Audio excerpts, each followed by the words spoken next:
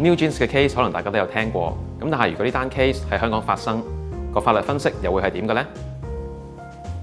大家好，我係 Mike， 我會用貼地嘅角度為大家拆解法律嘅問題。今日我哋講下 NewJeans 呢單 case 係近2年 K-pop 入邊最大嘅法律案件之一。佢嘅原本其實係一個公司入邊嘅內部衝突，但係發展起嚟咧就成為一個國際新聞關注娛樂話題。咁如果打起官司上嚟咧，其實法庭又好啦，或者仲裁都好啦，咁當時邊個寫嘅字眼比較狠啲啦？所謂嘅咁，譬如公司寫到話，因為我有權終止你嘅啫，調翻轉或者你要終止嘅話，你要賠翻半年或者1年，甚至更加多嘅訓練費又好，或者其他一啲補償嘅損失都好，你可以有機會打得贏，但係你見到條款就已經有機會嚇窒咗你先咯。咁補充多少少資料啦，假設合同又冇寫明邊個有權退出或者點樣退出方式。咁但係譬如遇上有一方以口頭宣佈話，我唔玩啦，我要走啦，喺法律上就構成逾期違約行為啦。咁頭先講到逾期違約嘅情況 apply 翻喺呢個 case 咧，咁我哋所謂嘅對方就係娛樂公司啦。咁如果作為娛樂公司咧，見到個藝員咁樣反台法咧，基本上都唔會採取一個等嘅姿態㗎啦，包括係申請一個臨時禁制令啦。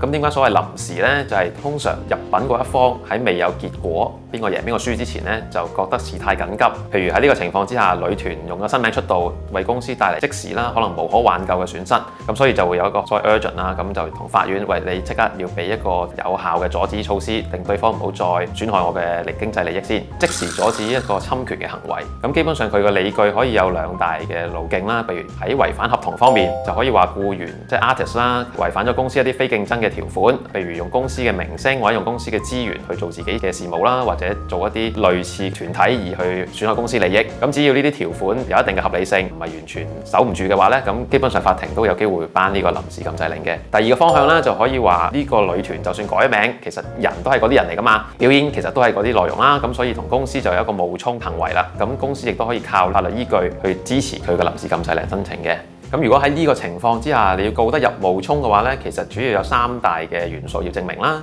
第一就係證明你個本身嘅團體已經有一定嘅名氣或者一個聲譽。第二咧就係對方嘅新名稱或者包裝咧，其實會令到公眾有所誤會、有所混淆，亦都關聯2件事一齊嘅。咁第3咧就係證明娛樂公司好大機會會有損失。咁如果呢3樣嘢都成立嘅話咧，最後告損害咧，亦都有機會告得入嘅。個合同明刀明槍話，我可以有權長期令到你停工、零收入，好霸王嘅條款啦。法院有機會會所謂 strike down 去執行呢啲條款嘅。咁但係如果公司係用有技巧嘅方式啦，譬如話廣告商幫你有揾過，但係唔配合啊，你嘅形象啊，或者人哋嘅檔期唔啱啊，諸如此類。咁只要佢有證明佢有做過啲嘢，但係結果並不保證，個後果你冇收入冇曝光率啦，咁未必係關公司嘅責任。咁所以就要睇條款，同埋要睇具體事實發生嘅咩事，先至可以比較判斷得清楚。首先法律嘅框架咧就比較非人性化嘅。喺香港咧，如果當事人係未滿18歲咧，有約束力嘅合同咧，其實就只限於2種嘅，包括係必須嘅貨品同埋服務啦。咁但係咩叫必須嘅貨品同服務？其實而家係未有定案添嘅。咁如果係童星藝員嘅話咧，其實就有另一套法律框架。咁但係如果係屬於其他類型嘅合約，可能嗰份合約對於未成年人可能係法律效力都冇嘅。假設啦，份合約係有約束力，家長係可以去協助談判同埋睇條款嘅，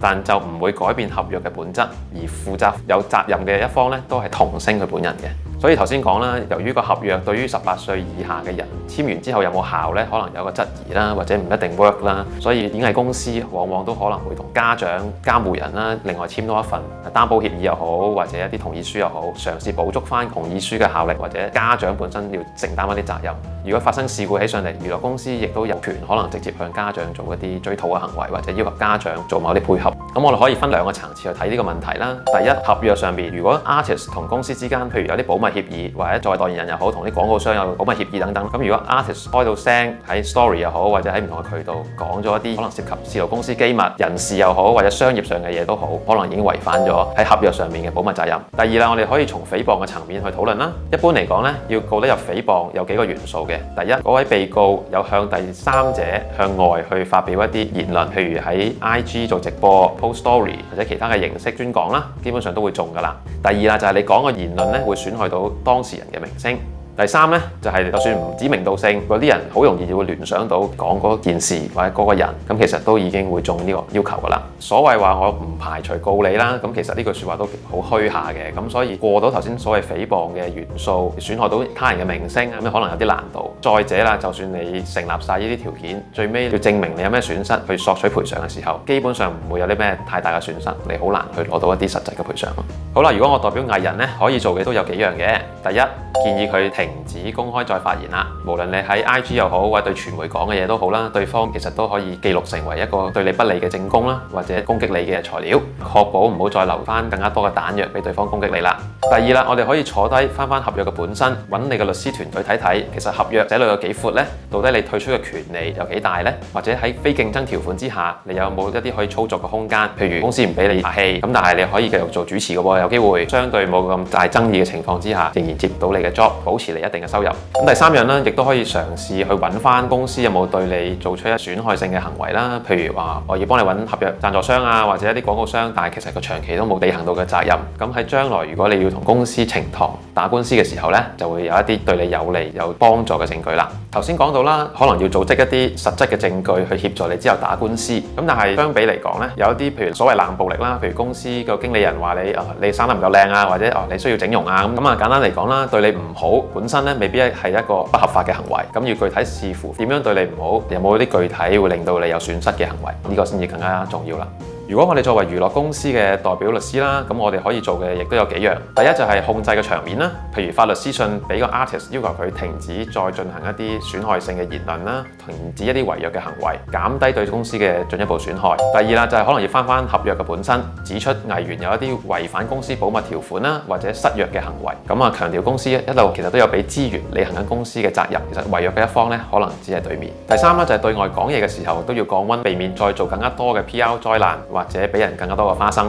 具體嚟講啦，可能發表聲明嘅時候，亦都陳述翻事實，譬如頭先所講，公司一路有俾資源履行合約嘅行為，咁亦都避免對藝員本身作出一啲指責，避免對方反過嚟話你有一啲誹謗嘅行為。好啦，嚟到最後，唔知大家喺近來有冇啲覺得有趣又想我哋分享嘅 topic 呢？留言話俾我哋知。如果中意我呢條片，請 like、share 同埋 subscribe 我嘅 channel。我係 Mike，我哋下次再見。